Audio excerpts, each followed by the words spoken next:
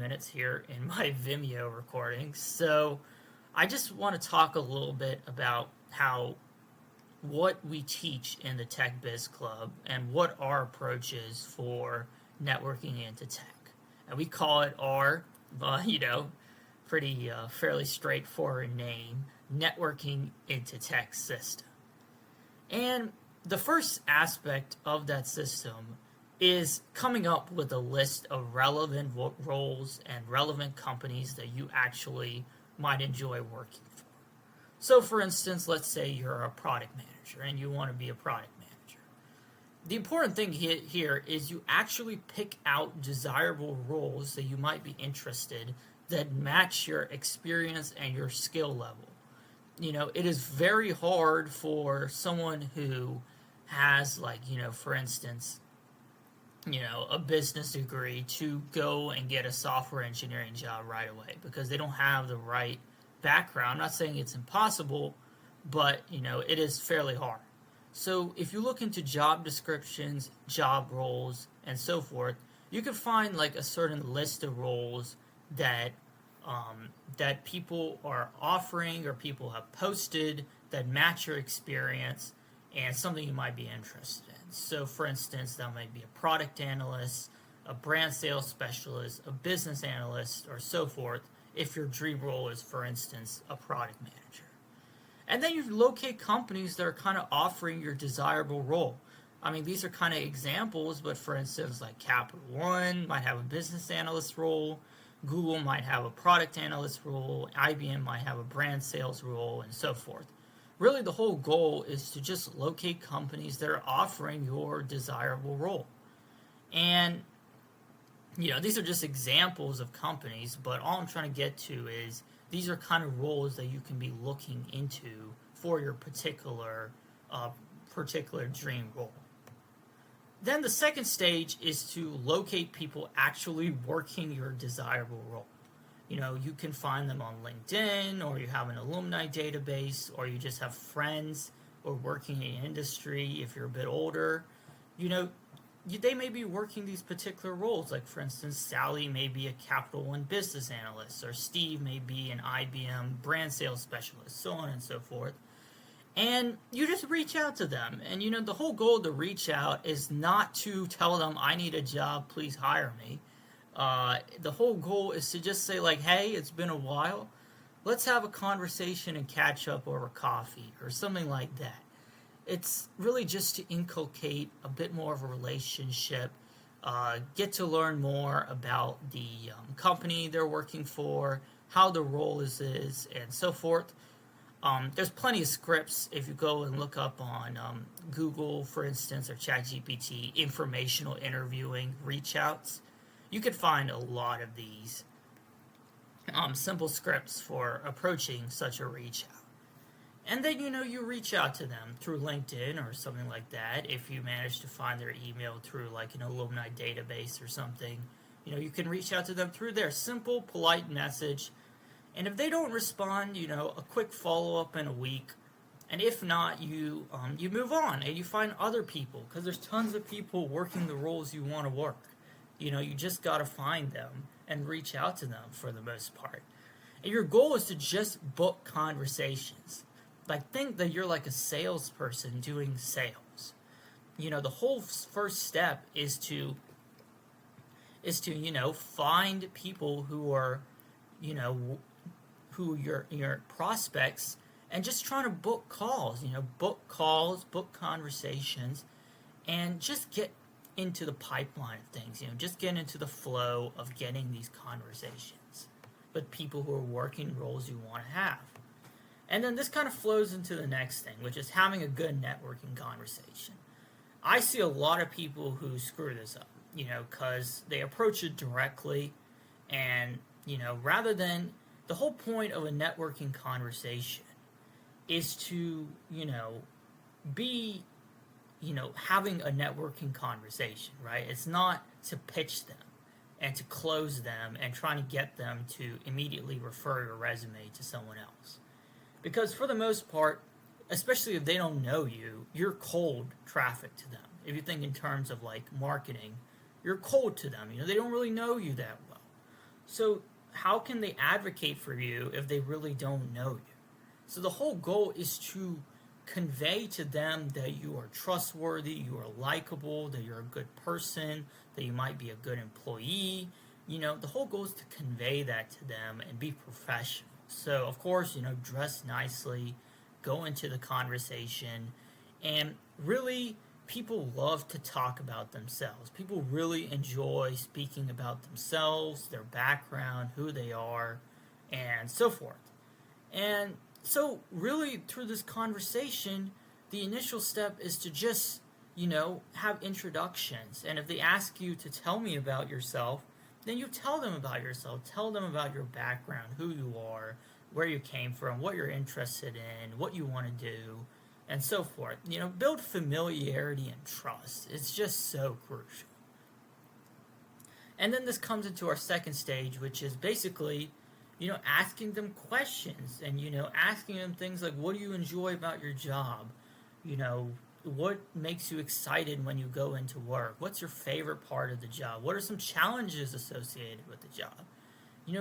Your whole purpose is to come off as a good person who is trustworthy, who is credible, and who's someone they may want to advocate for in the future.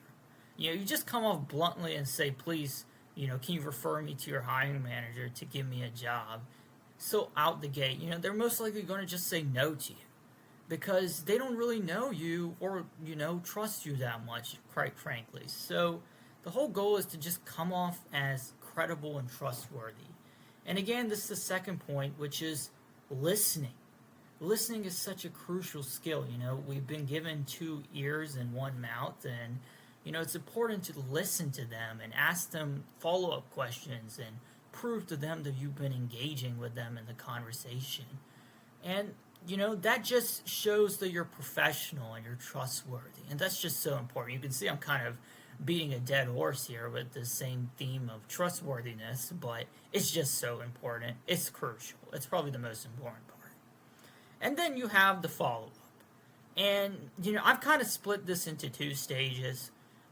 This kind of depends on whether you're looking for more of a long-term approach to finding a job. Maybe you don't need a job right now, but you're maybe looking for like your dream tech role. Maybe you want to get it within the next 6 months or something like that.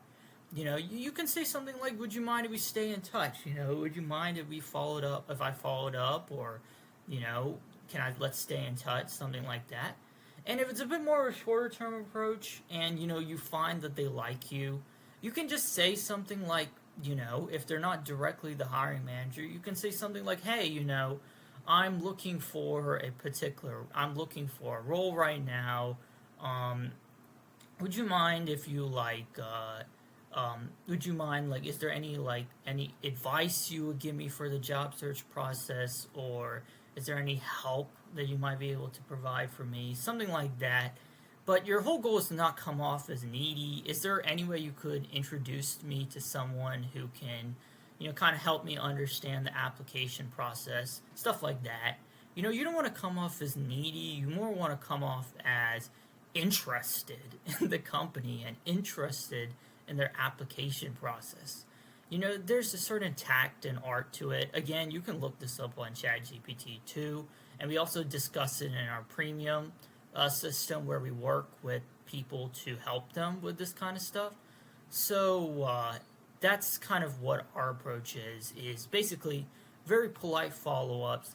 It's just a networking conversation. You just want to stay in touch with them.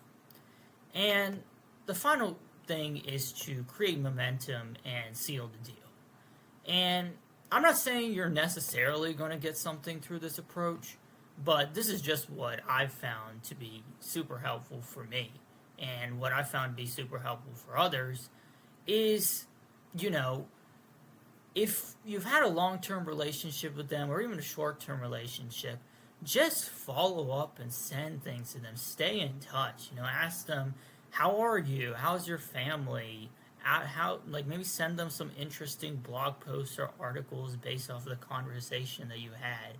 And, it's not a short-term thing. You have to think about this kind of like a conveyor belt, right? You've had a conversation with them. That's stage 1.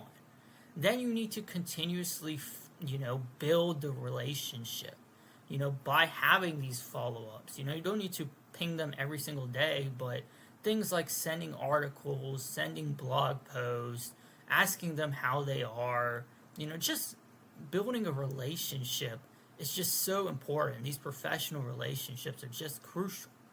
And then once it gets to the point where you're looking for a particular role, then you have them like warmed up. Then they know who you are. They may trust you a bit more. They may like you a bit more. And then, what I think about in this case is like, is the role posted or not at their particular company? And then you can ask them, hey, I noticed this particular role is posted. Would you mind helping me? I'm super interested in it. Would you mind like referring me to the hiring manager if they know the hiring manager? Or would you mind like getting me in touch with someone? Again, the whole goal is to come off as polite. Don't force them into anything if they're not interested in it.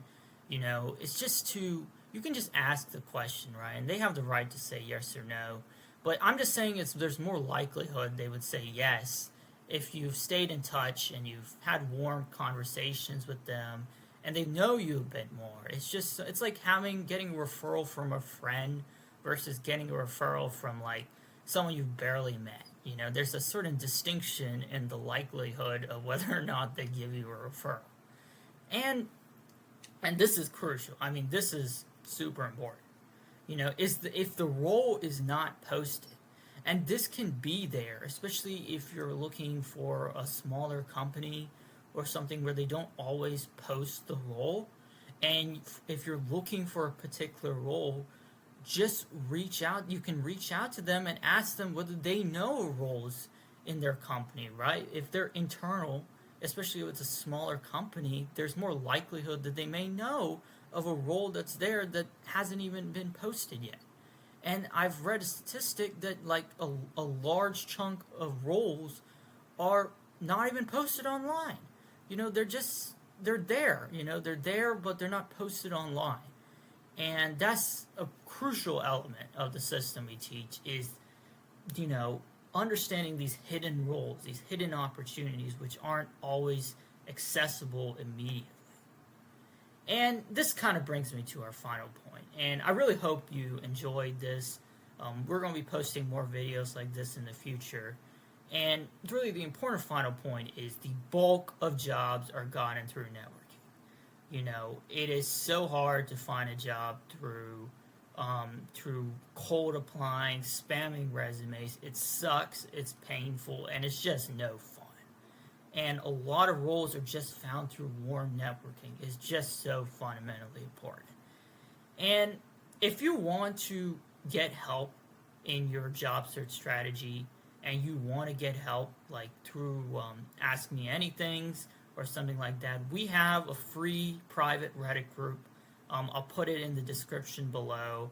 And you can ask personalized questions to me and my team through this through our AMA, the Ask Me Anything, in that we have these multiple times throughout the week.